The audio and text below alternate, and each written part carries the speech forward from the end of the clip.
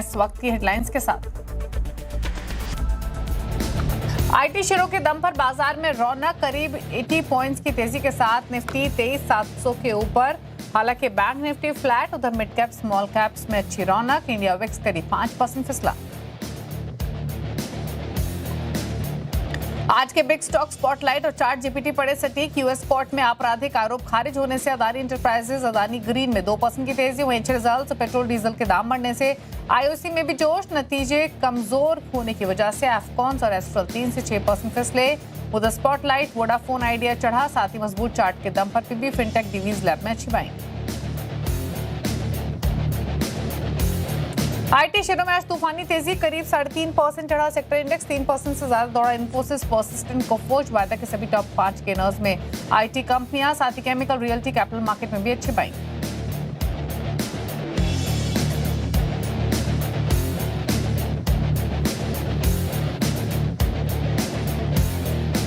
अच्छे नतीजों के बाद 14% दौड़ा पूर्वांकरा। चौथी तिमाही में घाटे से मुनाफे में आई कंपनी। साथ ही दीपक नाइट्राइट में करीब 5% का उछाल। वहीं आईजीएल में भी खरीदारी का मूड, लेकिन रिजल्ट के बाद करीब 5% फिसला त्रिवेणी टर्बाइन।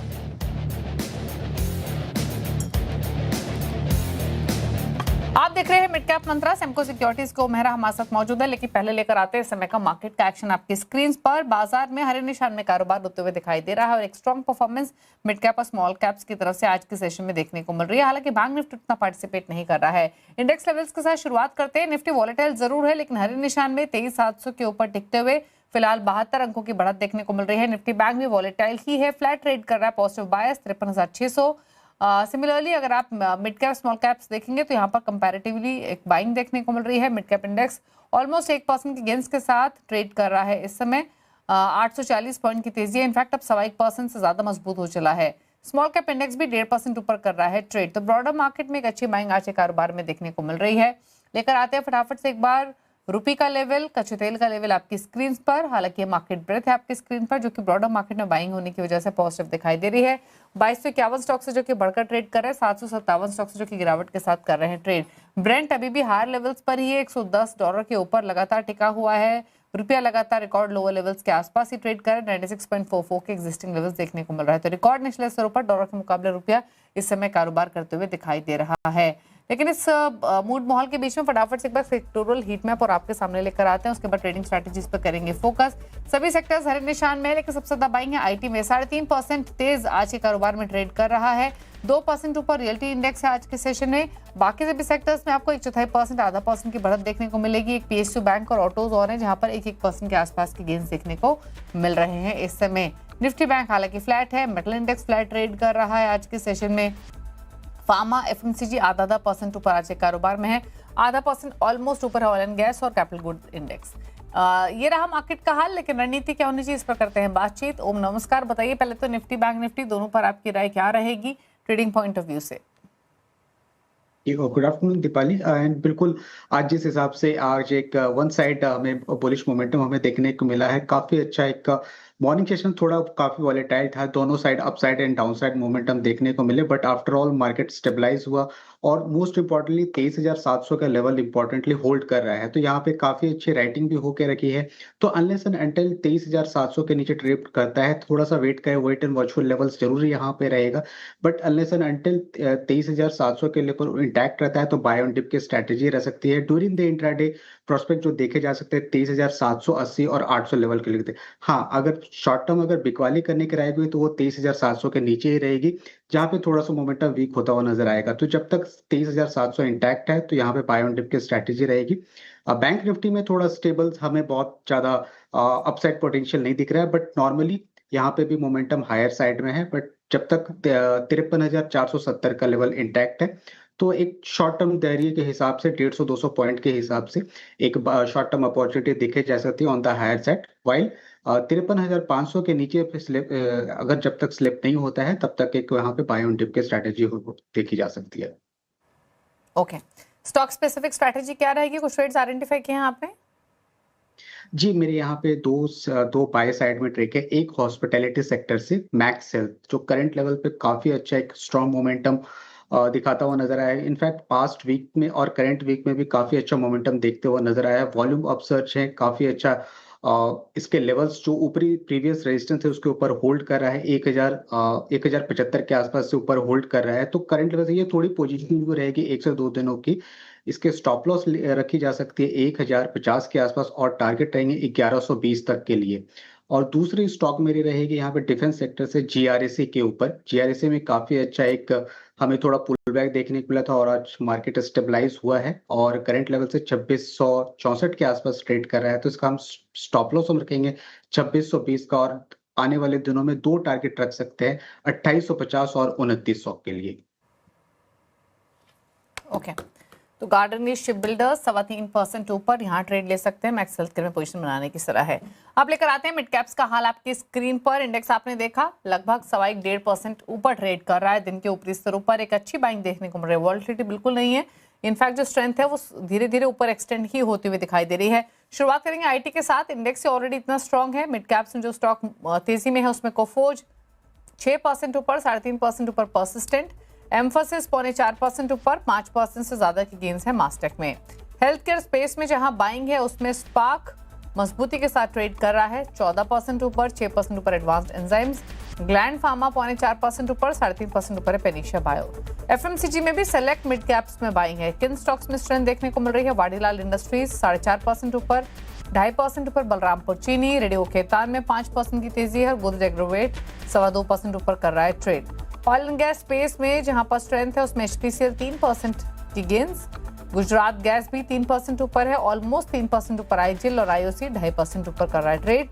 केमिकल्स में भी अच्छी बाइंग देखने को मिल रही है आज के सेशन में।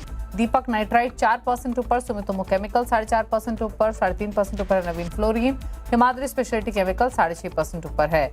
रियल्टी और लेकर आते हैं, यहाँ भी तेजी देखने को मिल रही है। इंडेक्स 2% ऊपर है। लोथर डेवलपर 3.5% ऊपर, प्रेस्टीज में 3.5% की तेजी, गोदरेज प्रॉपर्टीज 2.5% ऊपर और डीएलएफ भी 1.5% की गेंस के साथ ट्रेड कर रहा है। कुछ स्टॉक जो लूजिंग साइड पर है उसमें एक है एस्ट्रल 5.5% नीचे है, एस्कॉर्ट कुबोटा 3.25% नीचे है, यूनोमिंडा में 2.25% की कमजोरी है, बर्जर पेंट्स भी 2.5% नीचे कर रहा है ट्रेड। एस्ट्रल 5.5% नीचे है और बाजार में आज एक्सीडेंट ऑफ द डे भी है एस्ट्रल। दरअसल एस्ट्रल के जो नंबर्स आए हैं वो मार्केट को पसंद नहीं आए हैं और इसीलिए हमने एक गिरावट देखी 6% के आसपास की। इस समय भी 5.5% नीचे स्टॉक ट्रेड कर रहा है, नुकसान के साथ दिन के लोअर लेवल्स के आसपास ही। क्या रहा है ऐसा अर्निंग्स में जिसकी वजह से इस तरीके का रिएक्शन है, वो समझते हैं नुपुर से। नुपुर बताइए। क्वार्टर 4 के जो नंबर्स आए वो अनुमान से कमज़ोर आते हुए देखिए, हर एक पैरामीटर पे कमज़ोरी आपको नजर आएगी। मुनाफे में करीबन 20% की बढ़त है रिपोर्टेड नंबर पर, लेकिन रेवेन्यू में 30% का अनुमान था ग्रोथ का, उसके मुकाबले मात्र 24% की ग्रोथ यहाँ पर आती हुई दिखी। मार्जिन्स 18% से सुधरकर 18.3% तो आ गए, लेकिन अनुमान करीबन 19% के आसपास का था।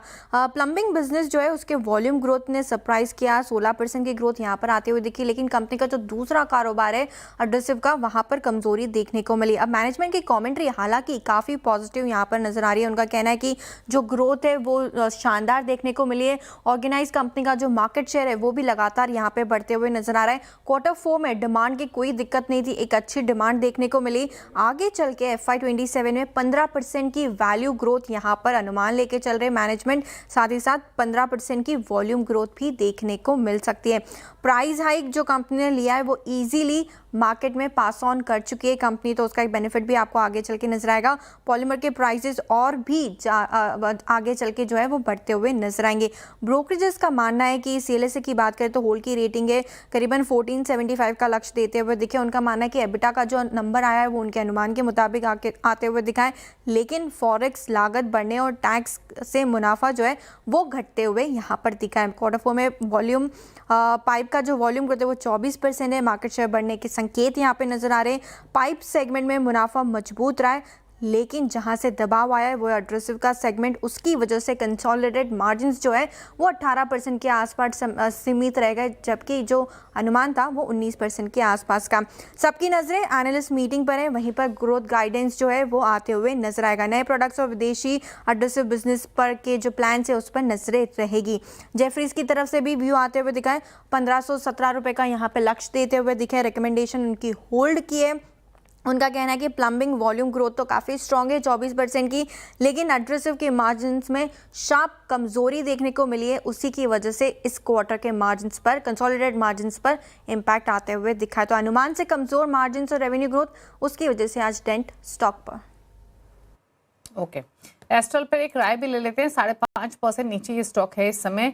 एक बार देखिए क्या राय रहेगी आपकी इस पर। ओम जी, एस्ट्रल में आज जरूर थोड़ा हमें डेंट नजर आ रहा है, बट फिलहाल के लिए काफी इम्पोर्ट सपोर्ट है 1420 1430 के आसपास। तो मुझे लगता है कि इस लेवल पे अगर आज से कल में अगर ऐसे दिखाता है तो जरूर यहाँ पे एक्यूमुलेशन पे जोन पे जरूर जाना चाहिए। तो बाय ऑन डिप की स्ट्रैटेजी रहेगी, अनलेस एंड अनटिल ये 1390 के नीचे नीचे ही फिसलता है तो शॉर्ट टर्म एक छोटे दिन के लिए ट्रेडिंग आइडिया इसमें जरूर इनिशिएट करना बन सकता है on the higher side. But हाँ, कल के तक के लिए जरूर वेट करें।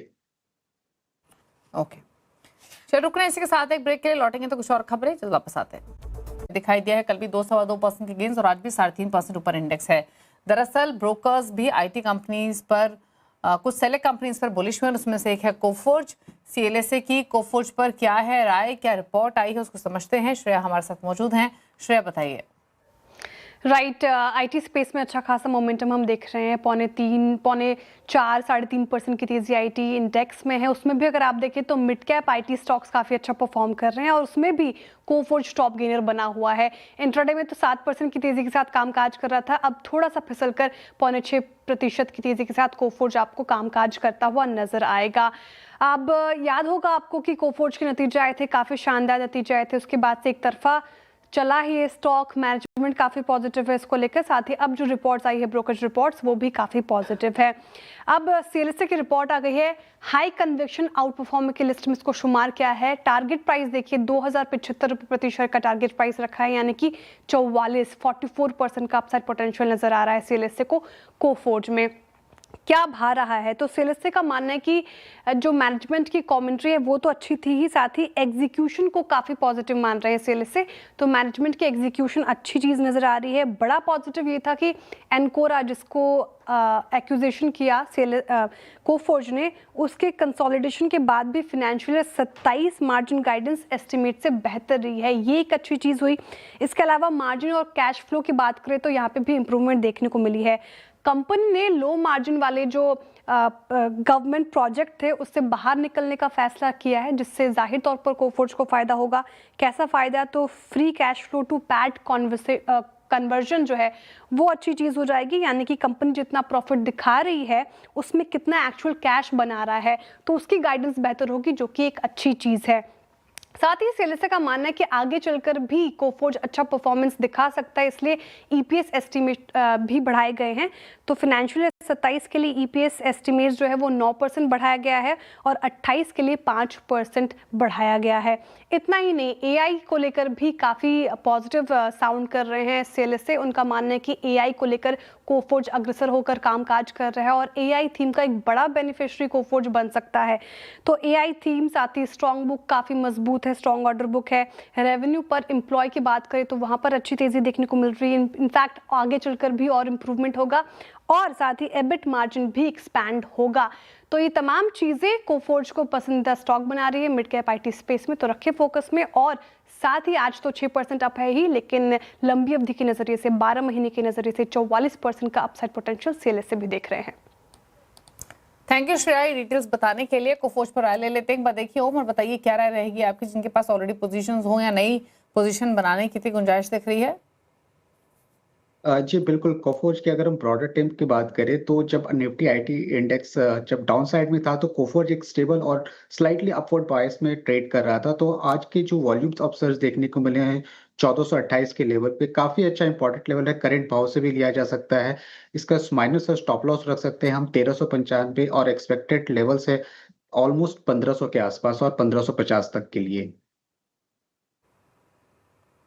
ओके, तो ये राय रही कोफोर्ज पर। 1430 के आसपास अभी भी ट्रेड कर रहा है। हालांकि आईटी में और भी बहुत ऐसे शेयर्स हैं जहां पर एक अच्छी स्ट्रेंथ देखने को मिल रही है। और इनफैक्ट ये तो कोफोर्ज की बात हुई, लेकिन परसिस्टेंट पर भी एक अपनी राय दीजिए, क्योंकि Coforge persistent almost same pedigree के स्टॉक है। 7 मोमेंटम हम इनमें देखते हैं। मिड कैप आईटी में भी कंपैरेटिवली फंडामेंटली बेटर प्लेस्ड है। क्या राय परसिस्टेंट पर? जी, परसिस्टेंट भी काफ़ी अच्छा है कि एक स्ट्रॉन्ग मोमेंटम बिल्ड होता हुआ दिखाई दे रहा है। मल्टीपल सपोर्ट हमें दिख के आ रहा था 4600 के उस पर एक स्ट्रॉन्ग बाउंस बैक दिखा है, तो ऑलमोस्ट करंट लेवल से लिया जा सकता है, जो कि एक्सपेक्टेड लेवल्स आने वाले 5400 से लेकर के 5500 के लिए आने वाले दिनों में दिखाए जा सकते हैं। स्टॉप लॉस रखना होगा 4970 का। ओके, चलिए रुक रहे हैं इसी के साथ एक ब्रेक के लिए लौटेंगे तो कुछ और स्टॉक्स पर करेंगे बातचीत, कुछ और खबरें आपके लिए लेकर आएंगे। चलो वापस आते हैं। अमेरिका से बड़ी राहत मिली है, क्या है डिटेल समझते हैं आशीष चतुर्वेदी से। आशीष बताइए।